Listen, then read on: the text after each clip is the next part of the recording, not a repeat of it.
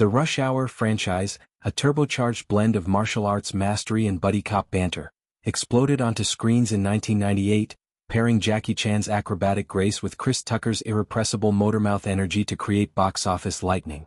3 films later, spanning from Hong Kong-LA culture clashes to Vegas hijinks, the series grossed over $800 million worldwide, cementing its status as a comedic action staple. Fans have clamored for a 4th installment for nearly 2 decades, their petitions and memes a digital drumbeat against studio silence. Now, in a twist worthy of its plotlines, that pressure has an unlikely champion, former U.S. President Donald Trump, whose reported overtures to Paramount's elite could finally greenlight Rush Hour 4, complete with a controversial director's return. According to insider reports, Trump personally lobbied David Ellison, son of Oracle titan Larry Ellison and the newly minted CEO of Paramount Global, to revive the series. This isn't casual fandom. It's a high-stakes nudge amid the Ellison family's aggressive bid to acquire Warner Bros. Discovery, the conglomerate housing New Line Cinema, which holds Rush Hour's rights. Paramount's involvement? Murky, but Trump's influence in deal-making circles positions him as a power broker, blending politics with popcorn entertainment. The pitch, as detailed in outlets like Semaphore and World of Real, envisions a 4th chapter recapturing the original's fish-out-of-water charm, with Chan and Tucker reprising Lee and James Carter in a global caper laced with timely satire. Central to this revival is Brett Ratner, the franchise's original director whose kinetic style, frenetic edits, explosive set pieces, defined its pulse.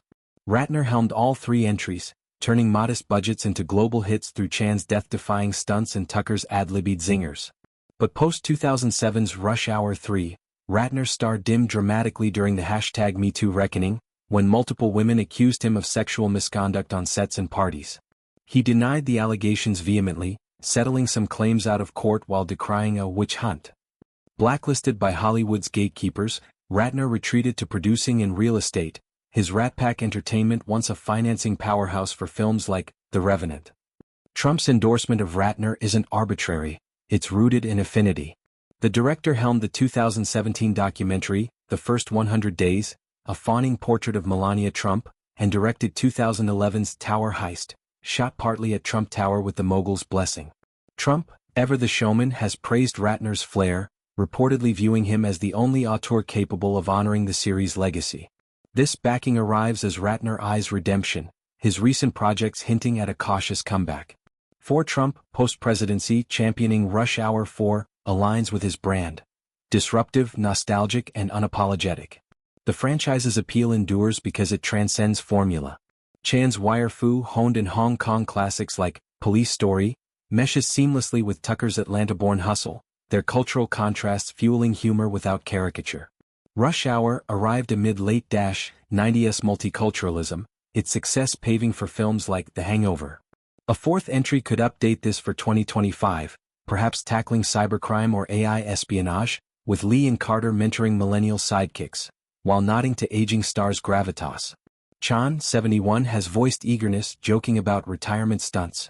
Tucker, post-Air, brings renewed buzz. Yet, Ratner's potential return is lightning rod. #MeToo scars run deep. His accusers, including Olivia Munn, detailed predatory patterns that tainted his empire. Supporters argue time heals, pointing to his denials and philanthropy, but critics decry selective forgiveness in a post-Weinstein era. Trump's involvement amplifies this, his own controversies making the push politically charged. Ellison, navigating Paramount's Skydance merger, must weigh commercial upside against reputational risk. Rush Hour's fanbase craves nostalgia, but boycotts loom. Industry watchers see this as emblematic of Hollywood's crossroads, accountability versus commerce. Trump's meddling, unusual for an ex-president, underscores entertainment's political underbelly. Ellison's Warner bid could hinge on alliances, with Rush Hour as bargaining chip. If greenlit, production might film in Atlanta or Vancouver, leveraging tax incentives for Chan's global draw. For Chan and Tucker, it's vindication after lean years, Chan's activism, Tucker's faith-based pivots. A sequel could reclaim their duo's magic, blending heart-pounding action with laughs that bridge divides. But Ratner's shadow looms. Can he direct without discord? The pressure isn't just on making the movie, it's on making it right, balancing legacy with lessons learned. As bids and backroom deals unfold, Rush Hour 4 teeters on revival's edge, a high-octane gamble where timing, talent and tolerance collide.